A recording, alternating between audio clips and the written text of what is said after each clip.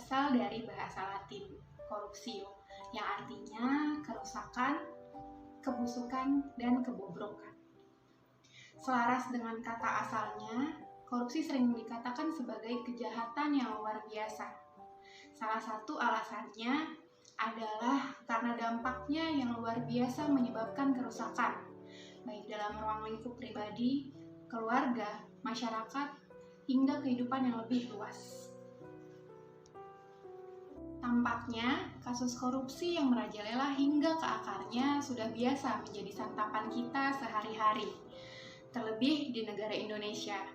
Kasus korupsi sudah tidak asing lagi diperbincangkan di berbagai media massa. Kebiadaban para pemakan daging busuk semakin merambah ruah dengan skala bervariasi, dari tingkat daerah hingga tingkat pusat, dari hulu hingga ke hilir. Korupsi selalu punya cara untuk mematahkan hati kita, seperti lembah-lembah hitam yang bisa saja menghisap jiwa-jiwa yang paling bersih sekalipun. Ekosistem politik Indonesia mudah menyorongkan pejabat ke perilaku korup. Tidak henti-hentinya KPK membongkar kasus korupsi. Jumlah pejabat yang tertangkap pun terus meningkat. Titik bahaya dari korupsi bukan saja dilihat dari persentase kebocoran uang, tapi juga dari menipisnya kepercayaan kepada bersihnya aparatur negara secara keseluruhan. Korupsi itu adalah gejala, penyakitnya adalah minimnya integritas. Korupsi itu bagai tumor ganas yang mematikan secara masif dan pelan-pelan. Krisis sudah jelas terpampang hari-hari ini. Mungkin saja kita memang akan kalah, tapi kita bukan pecundang yang pasrah, yang mudah untuk menyerah. Tugas pemuda adalah menantang korupsi. Di pundak para pemimpin masa depan yang bebas korupsi, disitulah masa depan negeri ini. Karenanya perlu kecintaan kita pada bangsa ini. Pupuk tunas kejujuran sejak dini agar kelak tumbuh terlahir generasi anti korupsi. Birokrasi tanpa korupsi. Birokrasi tanpa korupsi. Birokrasi dan korupsi ini dua kata yang berbeda, tapi kerjasama antara dua kata ini sangat kuat, terutama zaman sebelum reformasi. Meskipun sudah mulai berkurang dengan adanya peningkatan transparansi era digital di sejumlah instansi, namun di beberapa berita kita masih sering mendengar adanya praktek korupsi yang terjadi, terutama masalah suap menyuap. Masalah suap adalah salah satu masalah yang sudah sangat lama terjadi dalam masyarakat. Namun, umumnya suap diberikan kepada orang yang berpengaruh atau pejabat agar melakukan atau tidak melakukan sesuatu yang berhubungan dengan jabatannya. Orang yang memberi suap biasanya memberikan suap agar keinginan tercapai, baik berupa keuntungan tertentu ataupun agar terbebas dari suatu hukuman atau proses hukum tertentu.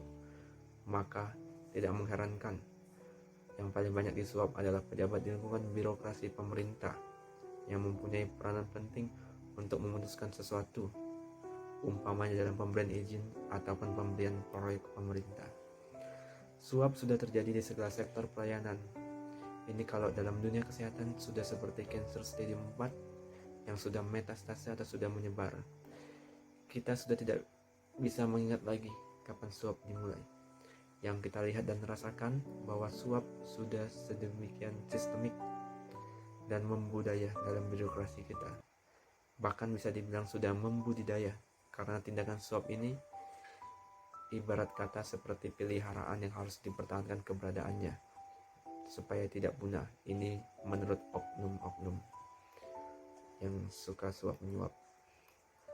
Melihat fenomena suap yang sudah mendarah daging di negeri ini, maka harus ada upaya yang sistematis untuk memberantasnya. Untuk itu dibutuhkan kemauan bukan cuma beberapa orang, tapi semua pihak terkait. Kesulitan penyelesaian secara hukum melalui tahapan peradilan harus diimbangi dengan penataan di internal birokrasi. Nah, karakter suap adalah karakter tertutup. Oleh karenanya, mengeliminasi suap adalah dengan reformasi birokrasi melalui transparansi dan peningkatan integritas. Jangan bertanya harus dimulai dari mana, karena jawabannya sudah jelas, harus dimulai dari diri kita sendiri, mulai dari sekarang. Diibaratkan sebuah penyakit, korupsi adalah sebuah penyakit mematikan yang mudah menjangkit manusia. Sekali saja seorang manusia lengah, ia akan bisa terkena godaan penyakit yang satu ini. Karena sifatnya lentur dan tidak nampak, korupsi menjadi godaan yang menggiurkan. Betapa tidak?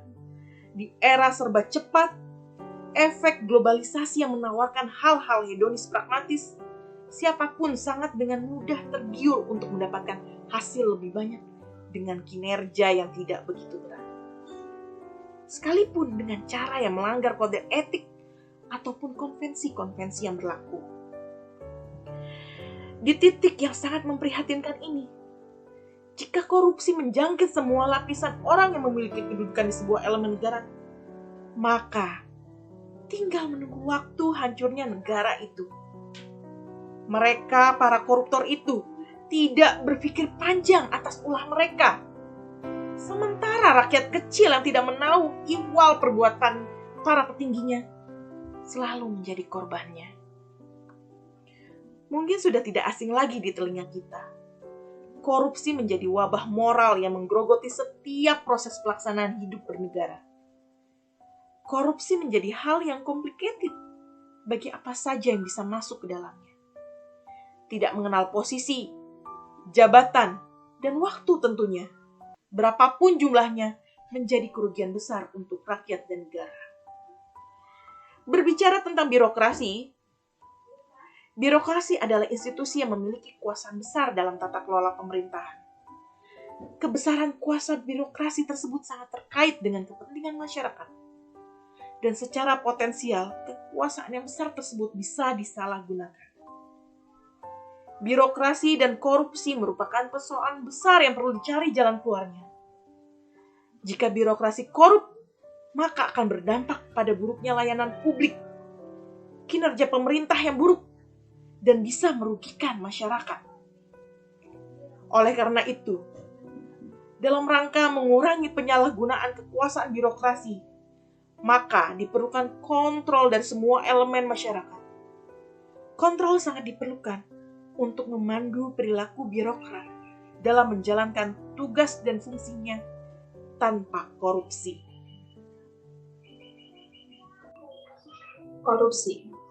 Korupsi itu bukan hanya korupsi akan harta benda, kawan.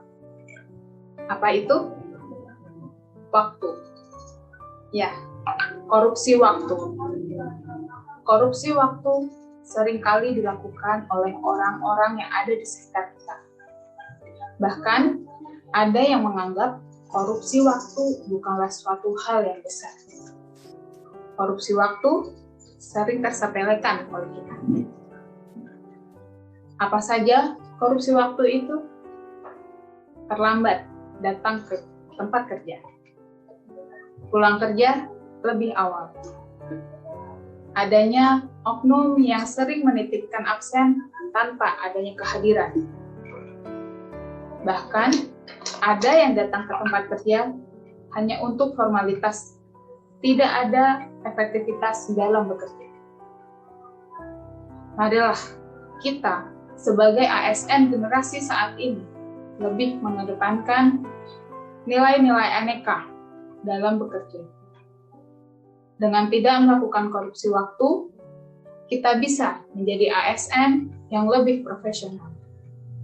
Pelayanan kepada masyarakat pun akan semakin meningkat. Sehingga kepercayaan masyarakat kepada ASN dan pemerintah akan meningkat. Fungsi ASN sebagai pelaksana kebijakan publik, pelayanan publik, dan pemersatu bangsa harus bekerja keras dalam menjalankannya. Mengapa? Karena birokrasi yang saat ini sudah tidak sehat. Bahkan dalam keadaan darurat perut sendiri lebih penting. Korupsi, kecurangan, untuk kejahatan luar biasa seperti itu ditangani dengan sangat biasa-biasa saja. Penjaranya tidak membuat efek jerah, hukum finansialnya juga ala kadarnya. Sehingga image ASN di masyarakat sudah sulit terbentuk dan kepercayaan sudah tidak ada. Banyak generasi yang tumbang karena korupsi. Mereka lupa tanggung jawab, visi organisasi, dan hanyut dalam nikmat duniawi. Sebagai ASN, kita harus menyadari korupsi itu tidak hanya kerugian keuangan negara saja, tetapi berarti rusaknya kehidupan dan moral. Negara yang tercemar korupsi menuju penghancuran bangsa. Timbul krisis kepercayaan dan perpecahan. Jika bukan kita penyebabnya, maka kita harus jadi bagian dari solusinya. Kita sebagai ASN harus mempunyai sikap berani untuk melawan praktek korupsi. Reformasi birokrasi harus dilakukan oleh generasi baru dalam upaya pemberantasan korupsi. Yang berkomitmen pada Pancasila, disiplin, berintegritas, akuntabel, beretika, dan berkomitmen untuk tidak melakukan kecurangan, dan bertanggung jawab atas amanah yang telah diemban. Untuk birokrasi yang baik dengan terwujudnya kualitas pelayanan publik, pemerintahan bebas korupsi, dan akuntabilitas kinerja ASN yang maksimal. Kita bisa mewujudkan semua itu dengan membekali diri kita untuk lebih dekat kepada Tuhan Yang Maha Kuasa, meningkatkan kesadaran hukum, selalu mengedepankan kejujuran, disiplin, tanggung jawab dalam bekerja, peduli terhadap sekitar, berani dan adil mengambil keputusan, niat tinggi untuk anti korupsi, dan membangun integritas diri. Nah, di pundak generasi yang bebas korupsi, disitulah masa depan negeri. Kita memang tidak bisa langsung menghilangkan semuanya, tetapi dari kita langkah awal bisa dimulai untuk Indonesia yang lebih baik, Indonesia yang bersih, Indonesia bebas korupsi. ASN say no to korupsi. ASN say no to korupsi. ASN say no to korupsi. ASN say no to korupsi. ASN say no to korupsi.